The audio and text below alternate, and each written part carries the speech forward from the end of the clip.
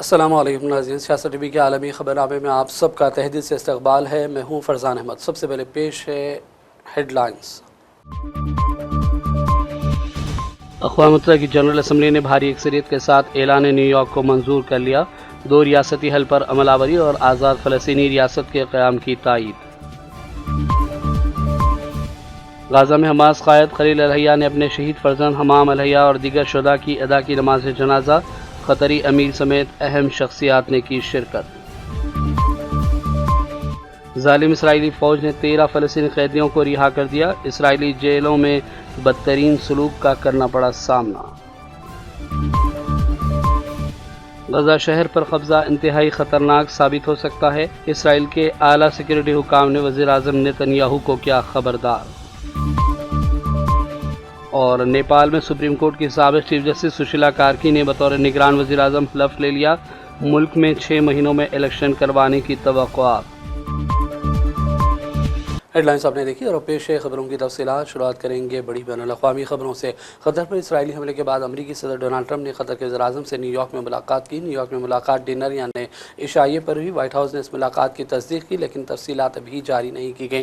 صدر ٹرمپ اور قطری وزیر اعظم شیخ محمد بن عبد الرحمن آل ثانی کے درمیان ملاقات میں مشرق وسطیٰ کے لیے امریکی سفیر اسٹیو وٹکوف بھی شریک تھے۔ نیو یارک میں امریکی صدر کے ساتھ ملاقات سے قبل قطری وزیر اعظم نے وائٹ ہاؤس میں امریکی نائب صدر جے ڈی وینس اور سیکریٹری خارجہ مارکو روبیو سے بھی تفصیلی بات چیت کی۔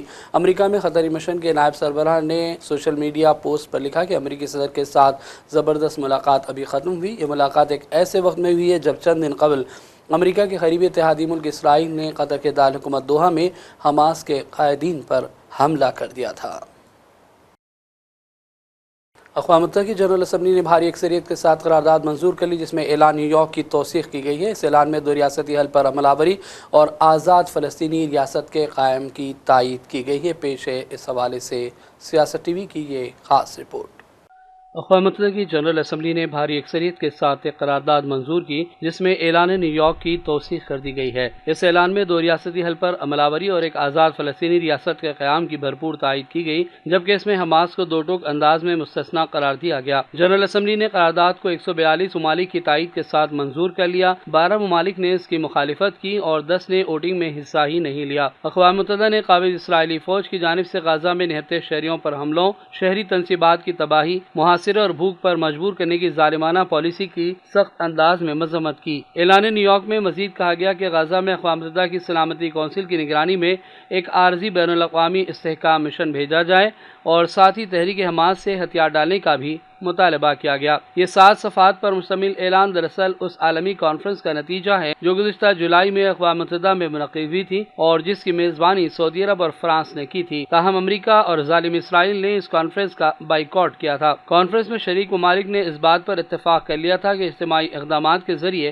غزہ میں جاری نسل کشی کی جنگ کو فوری ختم کیا جائے اور فلسطینی اسرائیلی تنازع کا ایک منصفانہ، پائیدار اور پرامن حل تلاش کیا جائے جو 2 ریاستی حل کے نفاذ پر مبنی ہو، تاکہ فلسطینیوں اور اسرائیلیوں اور پورے خطے کی اقوام کے لیے ایک بہتر مستقبل کی تعمیر کی جا سکے۔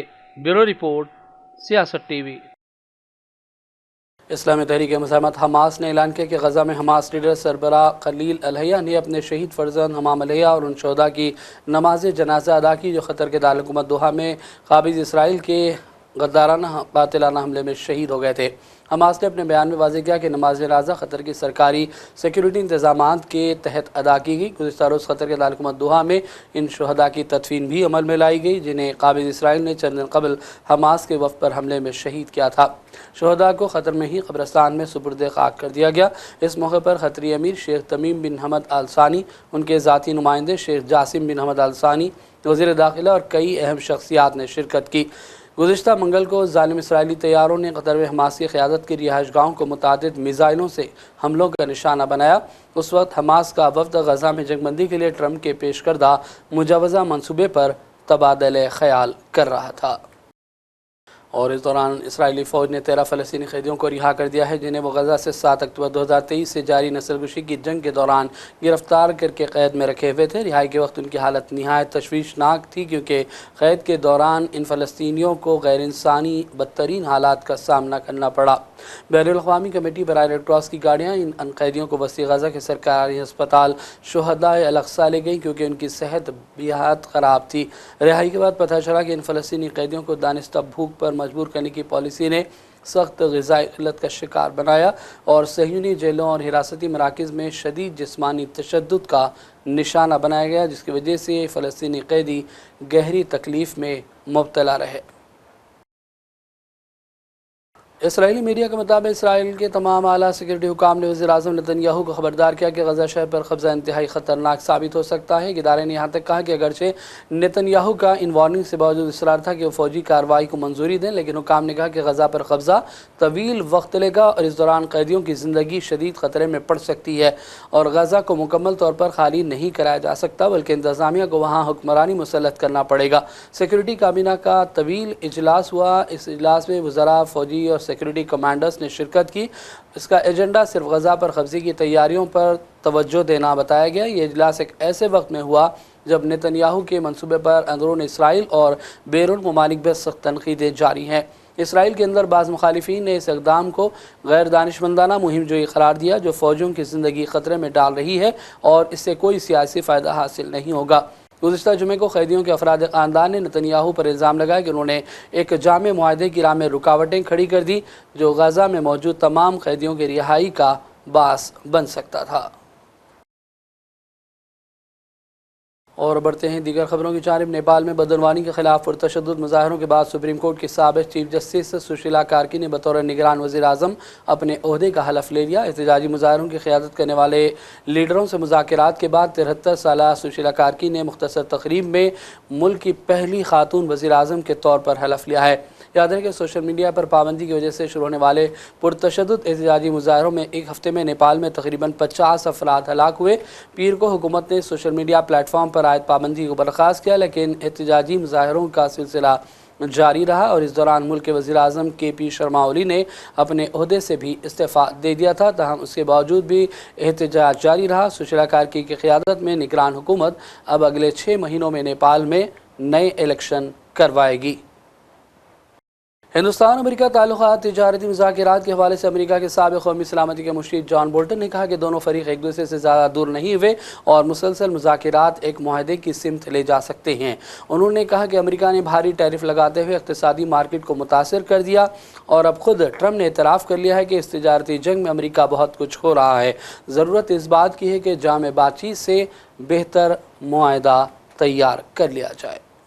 On the other part of the 50% tariff, the 25% that was imposed unilaterally by Trump. Now, my understanding is that Indian negotiators and U.S. negotiators felt that they had been close to reaching an agreement and that the Indian side was surprised when Trump just sort of out of nowhere said 25%. And again, I can understand the feeling, but it seems to me that the two sides are not that far apart, that continued negotiations will lead to agreement, and that I hope to try and look for the silver lining in this cloud, that it also then leads to further discussions, not about tariff levels, but about how to eliminate the tariffs and how to open up markets in both countries, because I think closer economic cooperation is in both countries' interest.